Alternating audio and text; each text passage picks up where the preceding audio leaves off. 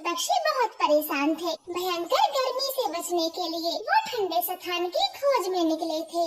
कालू, मुझे बहुत तेज प्यास लगी है, चलो पहले कहीं पानी ढूंढते हैं, फिर उड़ेंगे। चुपचाप उड़ती रहो, देखो छोटी चिड़िया कैसे अपने बच्चे को लिए उड़ रही है, और एक तुम हो बस सस्ताने के बहाने ढूंढ रही हो। ऐसे कालू कौवा अपनी पत्नी गोरी को चुप करा देता है। रानो चिड़िया उनकी बातें सुन रही थी। कालू भैया, अगर गोरी को प्यास लगी है तो कहीं रुक जाते हैं, थोड़ी देर बाद फिर से उड़ेंगे। हाँ चिड़िया, वो देखो एक मटका भी रखा है छत पे। फिर वो सभी उस इंसानी बस्ती में घुस जाते हैं और उसी छत पर बैठ जाते हैं। जाओ गोरी, तुम्हें तेज प्यास लगी थी, पहले तुम ही पानी पी लो, फिर बारी बारी से हम भी पी लेंगे। गोरी तो जल्दी से उस छत के मुंडेर पर जाती है, मगर मटका देखकर वो बहुत दुखी होती है, क्योंकि मटके में तो कोई पानी नहीं था। क्या हुआ गोरी, पानी क्यों नहीं पीती? जल्दी जल्दी पी लो, हमें दूर जाना है। कालू, मैं कहाँ से पानी पीऊं? मटका तो सूखा पड़ा है, पानी की एक बूंद भी नहीं है।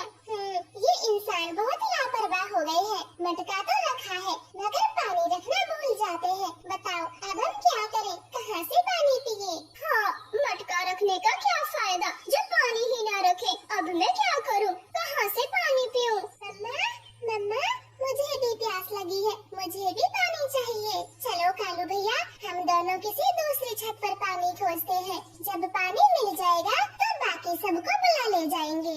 फिर कालू कौवा और रानो चिड़िया उड़ान भरते हैं। वो लगभग सभी छतों पर पानी खोजते हैं, मगर कहीं भी पानी नहीं मिलता। कालू भैया, वो देखे वहाँ एक बर्तन रखा है, शायद पानी मिल जाए, आप जल्दी चले। फिर वो दोनों वहाँ से भी उड़ जाते हैं। वो उसी स्थान पर पहुँच जाते हैं, लेकिन वो बर्तन भी खाली पड़ा था। वो दोनों तो बहुत निराश होते हैं।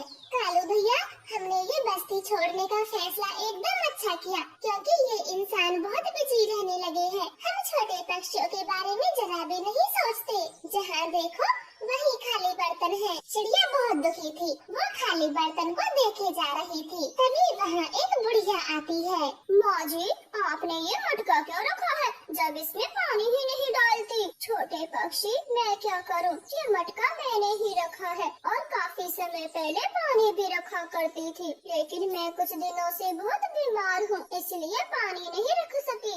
माँ जी, तो किसी और को बोल देती, आपको शायद पता नहीं है हम कितनी दूर से ये खाली बर्तन देखकर इस आशा में उड़े आए हैं कि हमें पानी मिलेगा, लेकिन यहाँ तो कुछ भी नहीं है। मुझे माफ कर दो पक्षियों, मैं अब खाली बर्तन कभी नहीं रखूंगी, मैं अभी पानी मंगाती हूँ। फिर वो बूढ़ी औरत अपनी बहू को आवाज लगाती है। वो थोड़ा पानी लेकर मटके में डाल देती है। वो दोनों तो जी भर के पानी पीते हैं और अपने साथियों को बुलाने चले जाते हैं। गोरी, जल्दी चलो, पानी मिल गया है। फिर वो सभी पक्षी जल्दी जल्दी उसी छत पर आते हैं और बारी बारी सब पानी पीते हैं। माँ जी, आपका बहुत बहुत धन्यवाद जो आपने हमें पानी पिलाया। चिड़िया, अब जल्दी चलो, वरना हमें यही रात हो जाएगी। पक्षियों, आप सब कहाँ जा रहे हो? माँ जी, हम ये जंगल छोड़कर जा रहे हैं। ना तो कहीं दाना मिलता है और ना ही कहीं पानी। जिन पेड़ों पर हमारे घोंसले थे वो भी काट लिए गए। अब आप ही बताएं, हम क्या करें? हाँ माँ जी, ये समस्या बहुत बड़ी है, लेकिन हम कुछ भी नहीं कर सकते। पेड़ इंसानों की जरूरत पूरा करने के लिए काटे जा रहे हैं, लेकिन हमारी जरूरतों का तो कोई ध्यान नहीं रखता। ये इंसान दाना पानी रखना भी भूल जाते हैं। अब हम जंगल छोड़कर न जाएं तो क्या करें? पक्षियों, मुझे माफ करना, मैं ज्यादा तो नहीं कर सकती, लेकिन अब से हर रोज दाना पानी रखा करूँगी। तुम सब आकर यहीं से दाना पानी खा लिया करना। ठीक है माँ जी, हम आ जाया करेंगे, लेकिन अभी हमें निकलना होगा। ऐसे वो सभी पक्षी फिर से उड़ान भरते हैं। वो कई दिनों तक ठंडे आशियाने की तलाश करते हैं, मगर भयंकर गर्मी के चलते उन्हें कोई स्थान नहीं मिलता। मम्मा, मुझे बहुत नींद आई है, मैं सोना चाहती हूँ, मैं कहाँ पर सोऊं? हाँ कालू, अब तो मुझे भी नींद आ रही है, हम कहाँ सोएंगे? निकले थे अच्छे की तलाश में, लगता है रात इस वीराने में गुजारनी पड़ेगी। नहीं, मैं यहाँ नहीं सो सकती, आप कुछ करें। कालू, आप मेरे साथ चले, हम कहीं से घास फूस लाते हैं जिस पर बच्चे महिलाएं आराम से सो सकती हैं। कबूतर भैया, मैं भी आपके साथ चलती हूँ। गुड़िया के लिए थोड़ा घास मैं भी ले आऊंगी।